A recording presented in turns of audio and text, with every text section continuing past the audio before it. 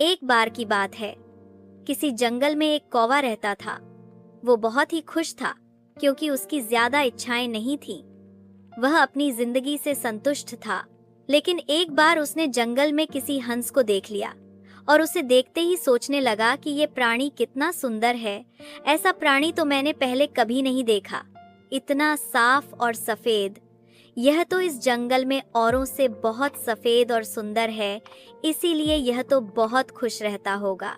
कौवा हंस के पास गया और पूछा, भाई तुम इतने सुंदर हो इसलिए तुम बहुत खुश होगे?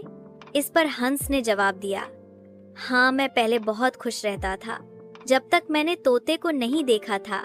उसे देखने के बाद से लगता है कि तोता धरती का सबसे सुंदर प्राणी है।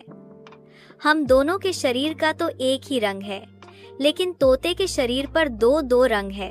उसके गले में लाल रंग का घेरा और वो सूर्ख हरे रंग का था। सच में वो बेहद खूबसूरत था।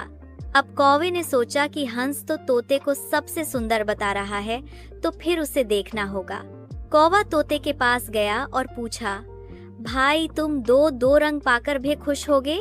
इस पर तोते ने कहा, हाँ मैं तब तक खुश था जब तक मैंने मोर को नहीं देखा था। मेरे पास तो दो ही रंग हैं, लेकिन मोर के शरीर पर तो कई तरह के रंग हैं। अब कौवे ने सोचा, सबसे ज्यादा खुश कौन है, यह तो मैं पता करके ही रहूंगा, इसीलिए अब मोर से मिलना ही पड़ेगा। कौवे ने मोर को जंगल में ढूंढा, लेकिन उसे पूरे जंगल में एक भी मोर नहीं मिला और मोर को ढूंढते ढूंढते वह चिड़ियाघर में पहुंच गया तो देखा मोर को देखने बहुत से लोग आए हुए हैं और उसके आसपास अच्छी खासी भी है। सब लोगों के जाने के बाद कौवे ने मोर से पूछा, भाई तुम दुनिया के सबसे सुंदर जीव हो और रंग बिरंगे हो, तुम्हारे साथ लोग फोटो खिंचवा रहे थे, तुम्हें तो बहुत अच्छा लगता होगा और तुम तो दुनिया के सबसे खुश जीव होगे।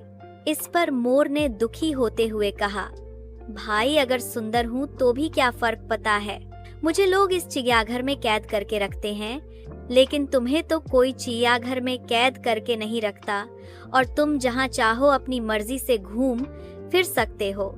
इसलिए दुनिया के सबसे संतुष्ट और खुश जीव तो तुम्हें होना चाहिए, क्योंकि तुम आजाद रहते हो। कौवा हैरान रह गया, खुदियों की उसके जीवन की अहमियत कोई दूसरा बता गया। दोस्तों, ऐसा ही हम लोग भी करते हैं।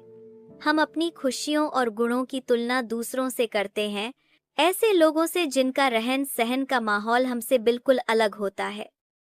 हमारी जिंदगी में बहुत सारी ऐसी चीजें होती हैं जो केवल हमारे पास हैं, लेकिन हम उसकी अहमियत समझकर खुश नहीं होते। लेकिन दूसरों की छोटी खुशी भी हमें बड़ी लगती है, जबकि हम अपनी बड़ी खुशियों को इग्नोर कर देते हैं।